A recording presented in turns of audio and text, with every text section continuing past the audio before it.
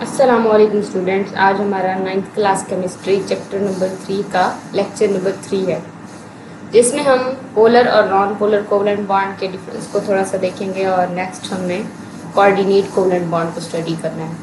तो चलिए देखते हैं पोलर और नॉन पोलर कोवलेंट बॉन्ड के डिफरेंस को। जैसा कि हमने आयनिक बॉन्ड में देखा था कि एक एटम ऐसा था बॉन्डिंग के अंदर जो इलेक्ट्रॉन को कम्प्लीटली लूज कर रहा था और एक ऐसा था जो गेन कर रहा था। जिसने लूज किया था उसके ऊपर पॉजिटिव चार्ज आ रहा था और जिसने गेन किया था उसके ऊपर नेगेटिव चार्ज आ रहा था।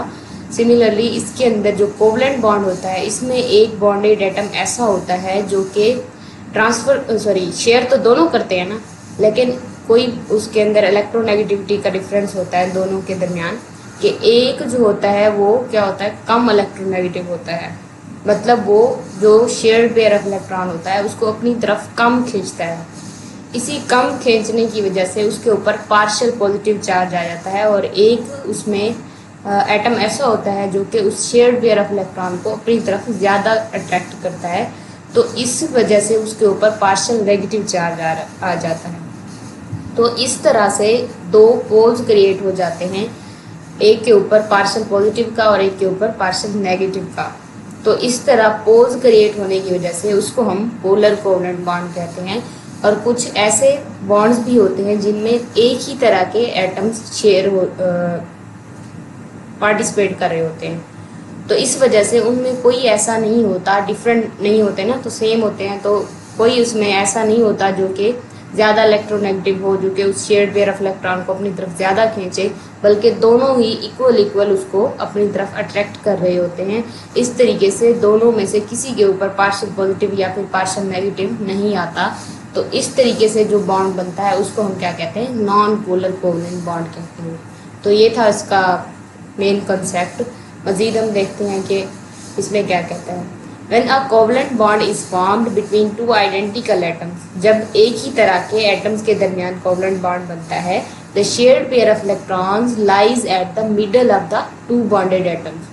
कि जो शेयर्ड पेयर ऑफ इलेक्ट्रॉन होता है दोनों बॉन्डेड एटम्स के दरमियान में ही रहता है, क्योंकि दोनों ही उसको इक्वली अट्रैक्ट कर रहे होते हैं। कोई ऐसा नहीं होता कि उसको ज़्यादा अट्रैक्ट करे। This gives rise to a pure covalent bond. इस तरीके से जो बॉन्ड बनता है वो प्योर कोवलेंट बॉन्ड होता है, which is essentially non polar in character, जो कि क्या होगा, नॉन पोलर होगा, क्योंकि पोल्स ही क्रिएट नहीं हो रहे हैं। For example, the covalent bond in hydrogen and chlorine molecules are non-polar in nature। जो हाइड्रोजन के एटम्स के दरमियान बनता है, H2 की बात कर रहे हैं, और जो Cl2 के दरमियान होते हैं, ये दोनों क्या होते हैं, नॉन पोलर होते हैं, क्योंकि सेम ही टाइप के एटम्स है ना। Contrary to this, इसके बरक्स, when a covalent bond is formed between two non-identical atoms, जब दो डिफरेंट एटम्स के दरमियान बनता है, the shared pair of electron bends toward the atom, उस एटम की तरफ बेंड हो जाता है, विच हैज़ मोर इलेक्ट्रोनेगेटिविटी, जिसकी इलेक्ट्रोनेगेटिविटी ज़्यादा होगी। As a result a partial negative charge is created on more electronegative atom. इस तरीके से जो ज़्यादा इलेक्ट्रोनेगेटिव एटम होगा उसके ऊपर पार्शियल नेगेटिव चार्ज आ जाएगा। And an equal partial positive charge is created on the less electronegative atom, और जो less electronegative atom होता है उसके ऊपर partial positive charge आ जाता है। A polar covalent bond is thus formed। इस तरीके से जो bond बनता है उसको क्या कहते हैं, polar covalent bond कहते हैं। For example, in HCl में क्या होगा, HCl molecule, the shared pair of electron bends toward the more electronegative chlorine atom। इसमें क्या होगा, जो शेयर्ड पेयर ऑफ इलेक्ट्रॉन होगा वो क्लोरीन की तरफ ज़्यादा अट्रैक्ट हो जाएगा, क्योंकि क्लोरीन की इलेक्ट्रोनेगेटिविटी ज़्यादा है हाइड्रोजन की निस्बत, creating a partial negative charge on it. इस तरीके से इसके ऊपर पार्शियल नेगेटिव चार्ज आ जाएगा। And the covalent bond present in HCl molecule is pure, is दस अ पोलर कोवलेंट बॉन्ड। और इस तरीके से जो बनेगा वो क्या होगा, पोलर कोवलेंट बॉन्ड होगा, दो पोल्स क्रिएट करने के बाद जो कि वजूद में आया है। Similarly, the covalent bond present in the water are also polar covalent bond। जो कि वाटर के मॉलिक्यूल के अंदर जो बॉन्ड होगा वो भी क्या है, पोलर कोवलेंट बॉन्ड है। ऑक्सीजन इसके अंदर पार्शियल नेगेटिव चार्ज आ जाएगा, क्योंकि इसकी इलेक्ट्रोनेगेटिविटी ज़्यादा है, इसके ऊपर पार्शियल नेगेटिव, और इन दोनों हाइड्रोजन एटम्स के ऊपर पार्शियल पॉजिटिव चार्ज आ जाएगा। नेक्स्ट हमारे पास है coordinate covalent bond. Coordinate covalent bond is a type of covalent bond. ये कोवेलेंट बॉन्ड की ऐसी टाइप है in which the shared pair of electron is donated by one atom only. ये ऐसी बॉन्डिंग है जिसमें एक ही एटम ऐसा होता है जो कि शेयर इलेक्ट्रॉन पेयर जो होता है वो खुद शेयर करता है। मतलब ऐसा नहीं है कि दोनों एटम्स ही उसमें बॉन्ड में अपने अपने इलेक्ट्रॉन शेयर करें, बल्कि एक ही एटम ऐसा होता है जो कि अपना इलेक्ट्रॉन पेयर शेयर करता है। दिस बॉन्ड इज फॉर्म्ड, ये तब बनता है when a species has an electron pair to donate to another species. ये तब बनता है जब एक स्पीशी के पास जो है ना इलेक्ट्रॉन पेयर मौजूद हो डोनेट करने के लिए। मतलब इसका क्या है कि जब उसके पास एक इलेक्ट्रॉन पेयर होगा एक स्पीशी के पास तब वो डोनेट कर पाएगा, जब होगा ही नहीं तब वो डोनेट भी नहीं कर पाएगा और उनके दरमियान कोऑर्डिनेट कोवेलेंट बॉन्ड भी नहीं बनेगा। ये एक लाजमी शर्त है कि कोऑर्डिनेट कोवेलेंट बॉन्ड बनाने के लिए एक न एक स्पीशी के पास लोन पेयर होना लाजमी है। The species which donates the electron pair, जो इलेक्ट्रॉन पेयर डोनेट करती है इज कॉल्ड डोनर, उसको हम डोनर कहते हैं। While that which accept it, और जो एक्सेप्ट करेगी उसको एक्सेप्टर कहेंगे। An arrow head pointing toward the acceptor represent this type of the bond. Acceptor की तरफ, डोनर से एक्सेप्टर की तरफ इस तरह से एरो हेड शो किया जाता है, जिससे ये बात जाहिर होती है कि जो इलेक्ट्रॉन पेयर है वो इस डोनर स्पीशी से एक्सेप्टर स्पीशी की तरफ डोनेट हुआ है। Following example will help you explain this bond. Next क्या है, हाइड्रोक्सोनियम आयन है। Acid provides proton. एसिड्स की ये क्वालिटी है कि वो H+ आयन, जिसको प्रोटॉन भी कहते हैं, वो प्रोवाइड करते हैं व्हेन डिजॉल्व इन वाटर, जब उनको पानी में हल किया जाता है। This proton has an empty outer shell. इनके इस प्रोटॉन के आउटर शेल के अंदर तो कोई इलेक्ट्रॉन नहीं होता ना, तो वो एम्प्टी होता है, खाली होता है। And can except one of the two pairs of the electrons, और वो जो है ना इलेक्ट्रॉन पेयर को एक्सेप्ट करने की एबिलिटी रखता है, क्योंकि उसका वैलेंस शेल ही खाली है, तो उसको डुप्लेट रूल कंप्लीट करने के लिए उसको 2 इलेक्ट्रॉन चाहिए। तो कोई भी स्पीशी जो कि इलेक्ट्रॉन पेयर उसको डोनेट करेगी तो वो एक्सेप्ट कर लेगा उसको। Present on the oxygen atom in water molecule, इस बात में वो एक्सप्लेन कर रहा है कि वो जो ऑक्सीजन है ये अपना लोन पेयर इसकी तरफ डोनेट करेगा तो ये इसको एक्सेप्ट करेगा। एज अ रिजल्ट, इस वजह से हाइड्रोक्सोनियम आयन इज फॉर्म्ड, और ये हाइड्रोक्सोनियम आयन बनेगा। मीन्स के इसके दरमियान ये जो लोन पेयर था ये इसकी तरफ डोनेट होगा, और ये जो बॉन्ड बनेगा इसको क्या कहेंगे, कोऑर्डिनेट कोवेलेंट बॉन्ड कहेंगे ये वाला। और ये क्या बनाएगा बाद में, वाटर मॉलिक्यूल हाइड्रोक्सोनियम आयन में तब्दील हो जाएगा। और ये बात भी है कि जब ये बॉन्ड बन जाता है, इस तरह हमने रिप्रेजेंट तो किया है ना, बाद में जब ये बॉन्ड बन जाता है तो इसमें कोई डिफरेंस नहीं रहता, सारे के सारे एक ही नेचर के हो जाते हैं। तो positive charge covers the whole of the hydroxonium ion, और ये पॉजिटिव चार्ज सारे के ऊपर आ जाएगा। After the formation of hydroxonium ion, hydroxonium ion के बनने के बाद there does not remain any difference between the coordinate covalent bond and covalent bond. ये दोनों कोवेलेंट बॉन्ड थे ना, और ये कोऑर्डिनेट कोवेलेंट बॉन्ड है। अब इनके दरमियान कोई फर्क नहीं रहेगा, ये पता नहीं चलेगा कि कौन सा हाइड्रोजन ऐसा है जो कोऑर्डिनेट कोवेलेंट बॉन्ड से बना था और कौन से हाइड्रोजन ऐसे हैं जिनमें कोवेलेंट बॉन्ड है। सबकी नेचर सेम ही हो जाती है। All 3 bonds of the oxygen behave exactly alike, और ये सारे के सारे एक जैसा ही बिहेव करेंगे। अब ये होगा कि जब कभी बॉन्ड टूटेगा तो फिर ये खुद ब खुद चेंज हो जाएगा। जिस तरह का ये बॉन्ड था ये दोबारा उसके अंदर कन्वर्ट हो जाएगा। मतलब अगर हम इसको तोड़ेंगे तो ये H+ में टूट जाएगा और इसके ऊपर क्या बन जाएगा, लोन पेयर इसकी तरफ वापस चला जाएगा। और अगर हम इसको तोड़ने की बात करें तो ये कोवेलेंट बॉन्ड था चूंकि, तो इसके ऊपर एक इलेक्ट्रॉन इसकी तरफ जाएगा और एक इसकी तरफ। मतलब कि जब बॉन्ड टूटता है तब वो अपनी एग्जैक्ट पोजीशन में वापस आता है। नहीं तो जब एक उसमें स्पीशी के अंदर जो बॉन्ड्स होते हैं वो सेम नेचर के ही हो जाते हैं। Reaction between ammonia and boron trifluoride, इसमें जो होगा वो क्या किस तरह से है कि बोरान जो है ना 3rd ग्रुप का एलिमेंट है, मतलब इसके पास 3 इलेक्ट्रॉन है। तो ये जब 3 फ्लोरीन एटम के साथ बॉन्ड बनाएगा तो इसके पास 6 इलेक्ट्रॉन आ जाएंगे टोटल, शेयरिंग के बाद, बॉन्डिंग के बाद भी तो इसको अभी भी 2 इलेक्ट्रॉन की कमी है, तो मतलब ये इलेक्ट्रॉन एक्सेप्ट करने की एबिलिटी रखता है।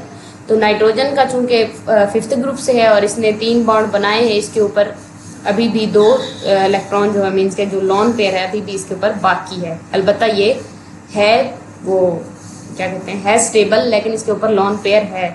तो ये क्या करेगा, अपना लॉन पेयर इसको बोरान को डोनेट करेगा। तो इस तरीके से इनके दरमियान एक कोऑर्डिनेट कोवलेंट बॉन्ड वजूद में आएगा। A reaction between ammonia and boron trifluoride is another example of formation of coordinate covalent bond. एक coordinate covalent bond की एक और मिसाल है। During the reaction, an electron pair from the nitrogen of ammonia. Ammonia के nitrogen से जो electron pair है fills the partially empty outer shell of the boron. Boron का जो पार्शियल एम्प्टी सेल वो है, क्या कहते हैं, वैलेंस शेल है, उसको कंप्लीट करने की कोशिश करेगा present in the boron trifluoride, जो कि बोरान ट्राइफ्लोराइड में मौजूद है। इस तरीके से ये जो लॉन पेयर है इससे इसकी तरफ आ जाएगा बोरान की तरफ, जो कि यहाँ पे एरो से रिप्रेजेंट किया जाएगा, और इस तरीके से इनके दरमियान क्या बन जाएगा, कोऑर्डिनेट कोवलेंट बॉन्ड बन जाएगा। और एग्जांपल भी दी गई हैं कि अमोनिया का HCl के साथ ये भी क्या करेगा, ये जो दूसरा इसमें हाइड्रोजन आयन है ये इसको डोनेट करेगा और क्लोरीन इसके साथ ही आ जाएगा। तो इस तरीके से अमोनियम क्लोराइड वजूद में आएगा, NH4Cl जिसका फार्मूला होता है। नेक्स्ट हमारे पास है इथाइल अल्कोहल। इसमें क्या होगा, ये जो ऑक्सीजन एटम है इसमें ये अपना लोन पेयर इस हाइड्रोजन को डोनेट करेगा। तो ये क्या होगा, इनके दरमियान भी एक कोऑर्डिनेट कोवलेंट बॉन्ड वजूद में आएगा। और ये जो क्या कहते हैं इसको, ये जो बॉन्ड बनता है, ये कंपाउंड बनता है बाद में बॉन्डिंग के बाद, इसको क्या कहते हैं, प्रोटोनेटेड इथाइल अल्कोहल।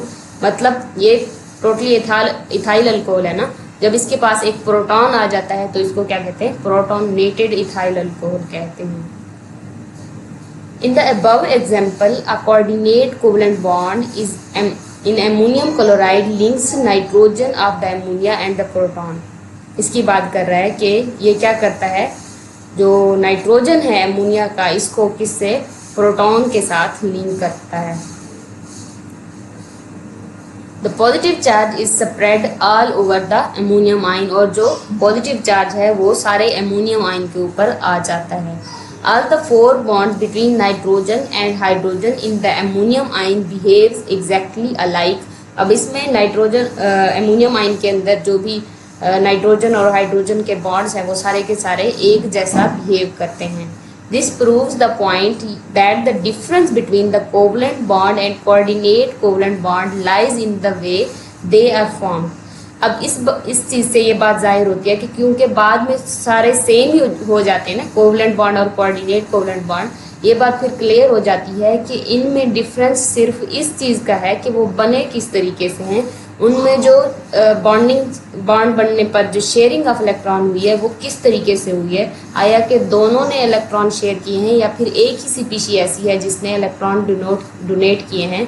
इस तरीके से हम डिफरेंस कर सकते हैं कि अगर दोनों ने शेयर किए हैं तो वो कोवलेंट बॉन्ड होगा, अगर एक स्पीशी ने दिए हैं तो वो कोऑर्डिनेट कोवलेंट बॉन्ड होगा, नहीं तो इसके अलावा इन दोनों में और कोई डिफरेंस नहीं है।